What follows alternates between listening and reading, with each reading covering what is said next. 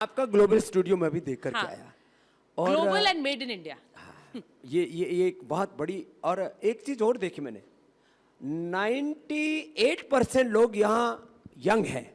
एक बार उसके लिए भी जोरदार अभिनंदन। भारत युवा देश है तो वो यहाँ देखने को मूर्त रूप में मिलता है। अभी अर्णव पूछ रहे थे कि आपका टारगेट क्या है। मेरा टारगेट पैसा नहीं है, मेरा टारगेट परमार्थ है। मैंने एक संकल्प दिया है, इंटरनेशनल इन्वेस्टमेंट रिपोर्ट से लेकर के और दूसरे भी यहाँ पर होंगे आएंगे, मुझसे पूछते हैं what is ultimate beneficiary of Patanjali. तो मैंने कहा पतंजलि का अल्टीमेट बेनिफिशियरी समाज है, देश है, राष्ट्र है। We are using 100% profit for charity, prosperity for charity. This is our philosophy. अर्थ से परमार्थ की यात्रा है ये स्वार्थ की नहीं, अर्थ से परमार्थ की। पैसा पुण्य के लिए लगना चाहिए। मुझे कोई महल नहीं बनाना, मुझे तो अकिंचन रह करके, हमारे ऋषियों का सिद्धांत है, वैयक्तिक जीवन में तपस अपरिग्रह, वैयक्तिक जीवन में दरिद्रता, सार्वजनिक जीवन में वैभव।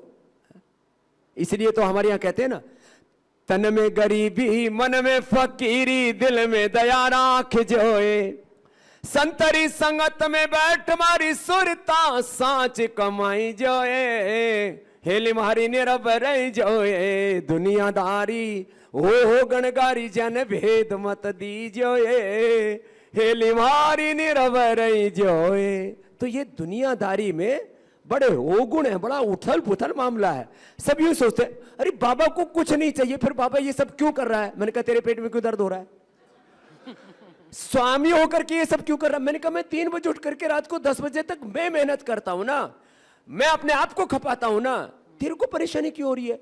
सन्यासी को इतना काम क्यों करना चाहिए। मैंने कहा मैं काम कामयाबी के लिए नहीं कर रहा हूं, मैं काम भारत माता की सेवा के लिए कर रहा हूं, मानवता की सेवा के लिए कर रहा हूं। काम क्यों नहीं करना चाहिए, निकम्मे होकर के बैठना चाहिए, प्रमादी अकर्मण्य होकर के बैठना चाहिए। तो लोगों ने मेरे सन्यास पर प्रश्न उठाए, क्या सन्यासी को ये सब कारोबार करना चाहिए। मैंने कहा कारोबार नहीं, ये व्यापार नहीं, ये करोड़ों लोगों के उपचार और उपकार की भावना से 5 लाख लोगों को हमने डायरेक्ट इनडायरेक्ट एम्प्लॉयमेंट दिया हुआ है। और अभी जो आगे हमारा ऑयल पाम और एडिबल ऑयल मिशन है, 5 लाख लोगों को और देने वाला हूं, 10 लाख लोगों को। मैंने यहां पर सुना कितने हजार कितना था यहाँ का भी काफी बड़ा आंकड़ा था, अभी बता रहे थे अर्णव, 1800 लोगों को यहां पर काम मिला हुआ है।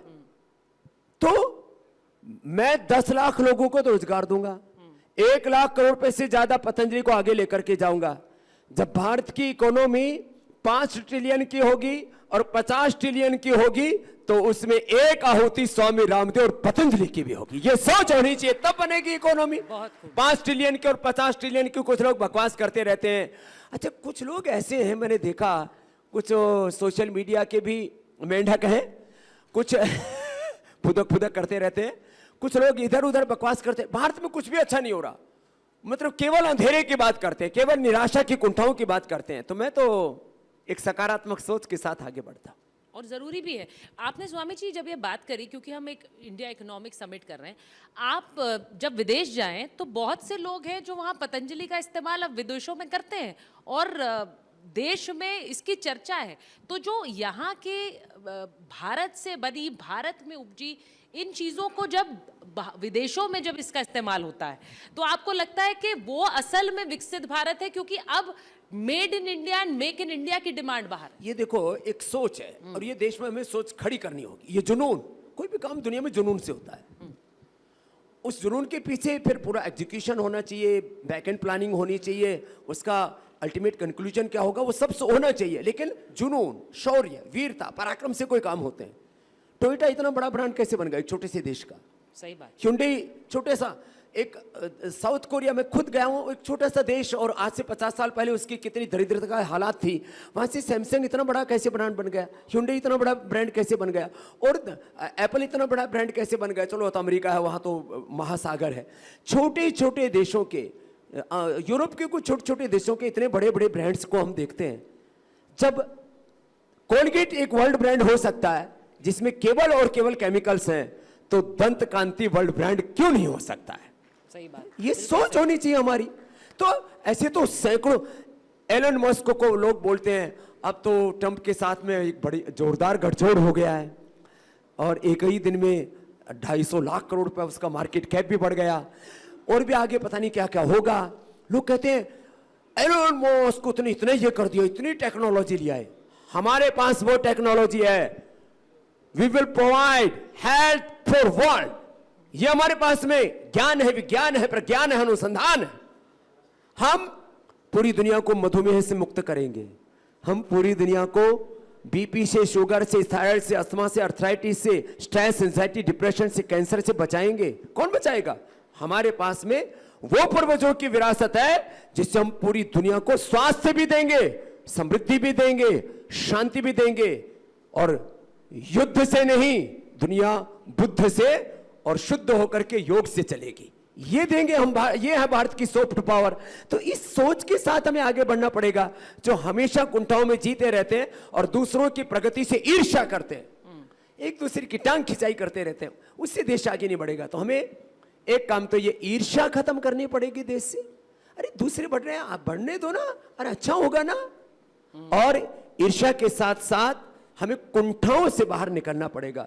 मैं तो सुबह उठ करके रोज एक ही प्रार्थना करता हूं, भगवान मेरे पड़ोसियों को सदा सुखी रखियो, क्योंकि वो दुखी रहेंगे तो और मुझे सताएंगे।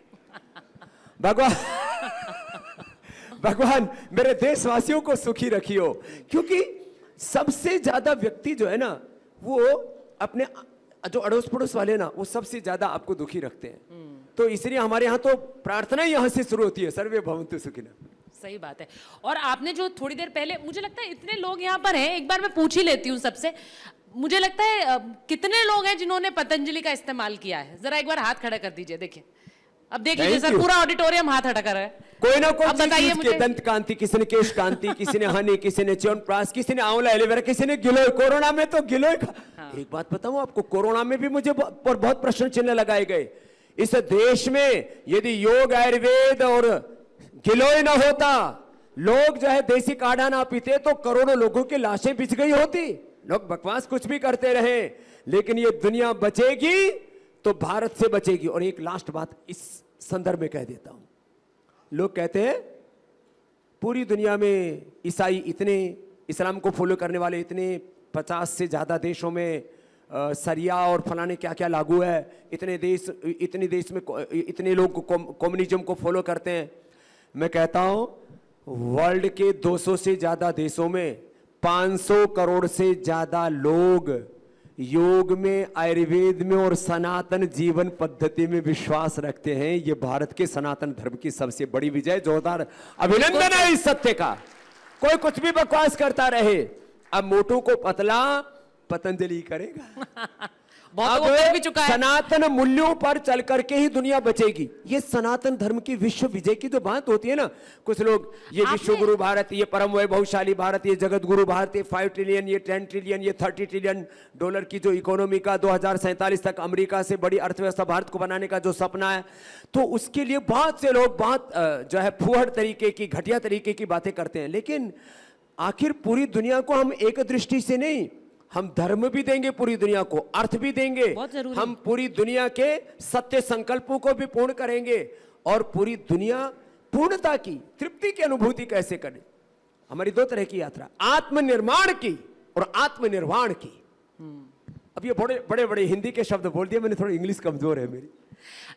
स्वामी जी, आप जब बहुत पहले के समय में आपने कई बार इस बारे में बात की कि कैसे एक मल्टीनेशनल कंपनीज का अटैक आप पर रहा, लेकिन अभी जब आप कहते हैं, थोड़ी देर पहले आप अर्नब से कह रहे थे कि ये मेरा जो भगवा है इसकी वजह से भी मुझ पर हमला हुआ, तो आपको लगता है कि बहुत से लोग अपनों में भी ऐसे हैं जो हमला करते हैं आप पर? है ना, भारत में भी योग के, आयुर्वेद के, सनातन के, भगवा के, ऋषियों की विरासत के विरोधी भरे पड़े हैं और बड़े खूंखार हैं, बड़े खूंखार हैं।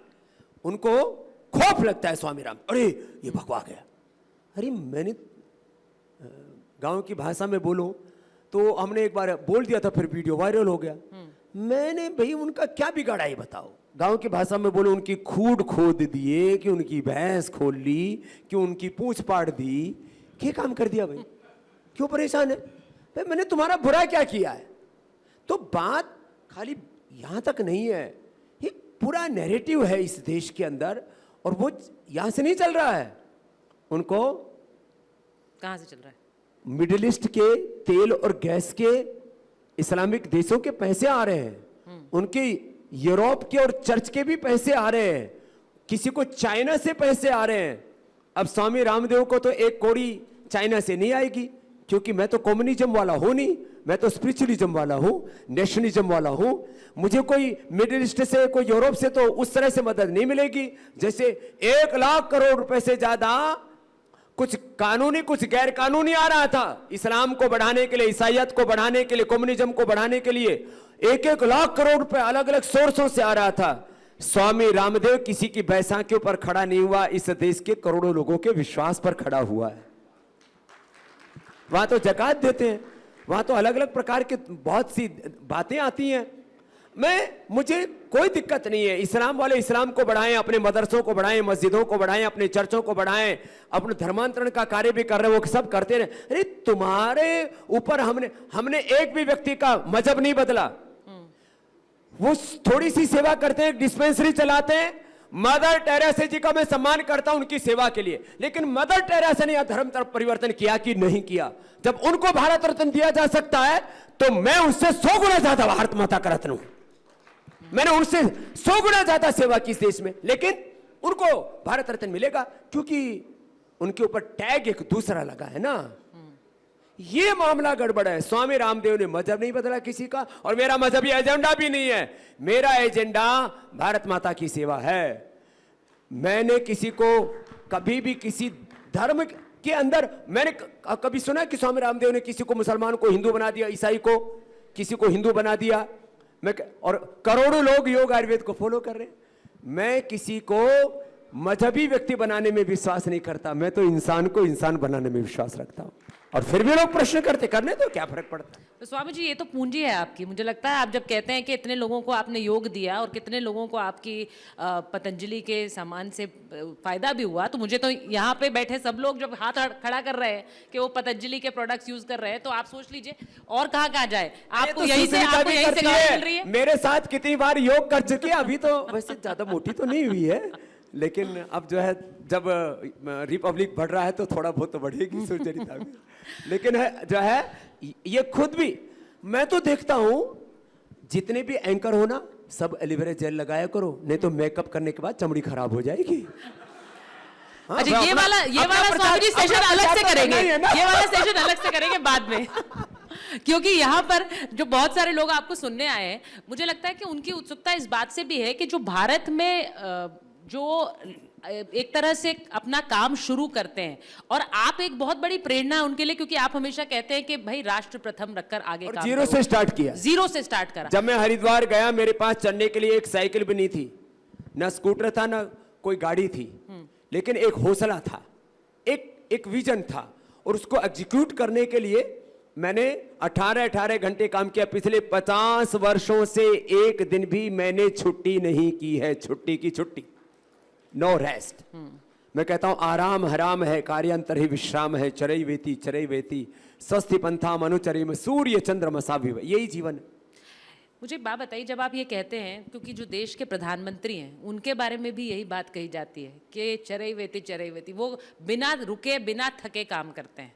आपको लगता है कि इस देश में अगर संस्थाओं को आगे बढ़ना है तो उसके लिए इस तरह की प्रेरणा भी जरूरी है? देखिए, मोदी जी ने देश के लिए बहुत बड़ा पुरुषार्थ किया है। उनके क्रिटिक्स भी इस बात को मानते हैं, आलोचक भी, कि भाई इस आदमी का मेहनत में मुकाबला नहीं कर सकते, इस आदमी का बोलने में मुकाबला नहीं कर सकते, इस आदमी का जो पब्लिक कनेक्ट है उसमें मुकाबला नहीं कर सकते, इस आदमी की सोच का मुकाबला नहीं कर सकते, इस आदमी के एजुकेशन का मुकाबला नहीं कर सकते, इस आदमी की जो कूटनीति है, राजनीति और जो वैश्विक नीति है, विदेश नीति है, उसका मुकाबला नहीं कर सकते, इस आदमी की फिटनेस का भी मुकाबला नहीं कर सकते। देखो 73-74 साल, अभी 74 लग जाएगा, 73 साल की उम्र में कितने एनर्जेटिक हैं। कल भी शाम को हम मिले तो एकदम ऊर्जा से लबरेज थे।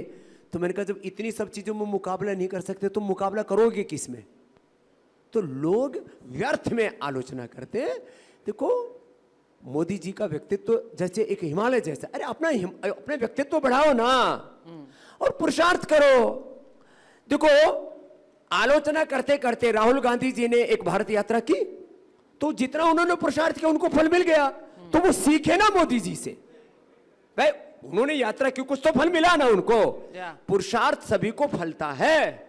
इसलिए मैं तो एक ही स्लोगन देता हूं, अखंड प्रचंड पुरुषार्थ, पुरुषार्थ की पराकाष्ठा। और वो पुरुषार्थ की पराकाष्ठा आपको पतंजलि में दिखती है, स्वामी रामदेव में दिखती है, वो अर्णव में दिखती है, वो सुचरिता में दिखती है, और वो जो है नरेंद्र भाई मोदी में दिखती है, वो अमित शाह में भी दिखती है।